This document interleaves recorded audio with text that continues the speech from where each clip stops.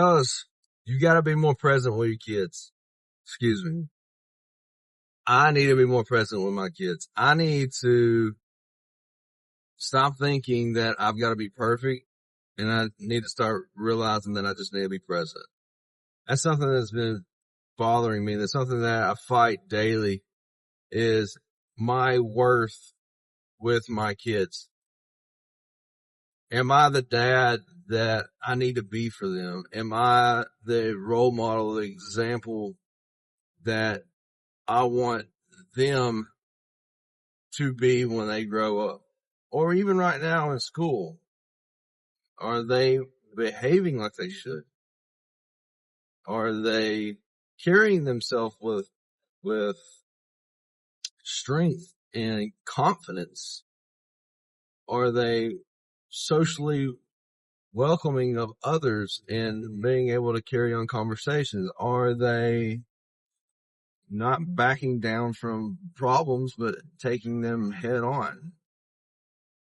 These things, you're the leader of the family, and these things your kids are watching and they're seeing and they're listening to every little thing that you see, say, and do.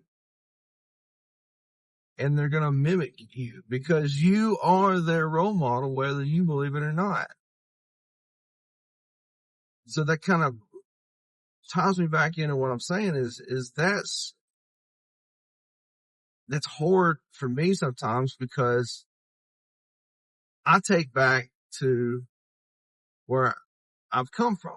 I go back to the traumas and the past and the thoughts of not being good enough from a childhood trauma. You want to call it trauma. We just called it just getting told back in the day. But, you get told when you're a kid that you're not good enough, or you're not gonna amount to anything or anything like that, that you keep that and you take that with you throughout your life. The lessons that you learn and the ways of being disciplined by your parents, you take that with you in your life as well. And all these things that you go through life, and you start the cycle over by having children yourself. Next thing you know, you're disciplining your kids the way you were. You're telling your kids what you got told. And that's a really hard, tricky thing to overcome, because that's embedded into your DNA and who you are. Because that's how you grew up. So you think it's instantly right. When you start and think about it and realize that there may be some things that you could do differently that your parents didn't do. And I'm not saying to fault your parents. I'm saying your parents, I'm sure, did the best they could. But, there are things that I remember that now, having kids, realize that I would have had done differently to me. But at the same time, that also compiles into how I feel about myself to be able to be qualified to be their dad. And so I say that to say, that's a you problem. That's not a them problem. They do not know any of your history. They do not know how you feel about yourself deep down. Even if you wear it all over your face all day long, they don't understand that inside of you, how you internally feel about yourself. So that part doesn't apply to them in the sense that they're going to judge you. I guess what I'm trying to say is, no, what I am trying to say is, they just want a present dad. They don't want a dad that is perfect. They don't want super dad. They don't want a dad that's got it all figured out. They don't want a dad that makes this much money a year, or they don't want a dad that looks like Arnold Schwarzenegger did back in the 70s and 80s. They want a dude that's there. Not just a dude. They want you, man. They want you, their dad.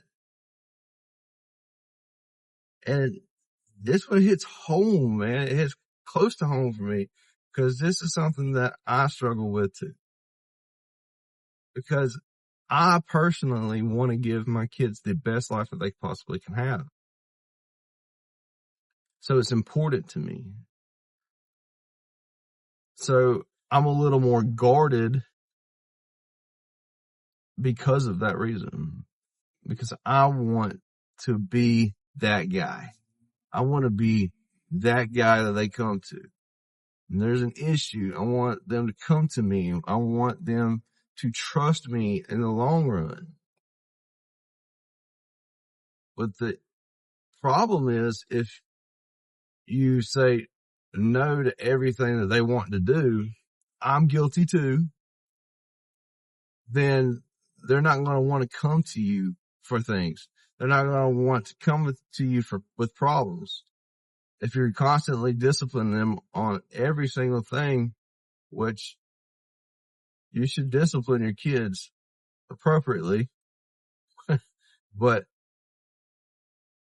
just an example, then they're not going to want to come to you whenever they have a big bad problem because they're going to feel like you're going to get yelled at. Now I'm guilty of that.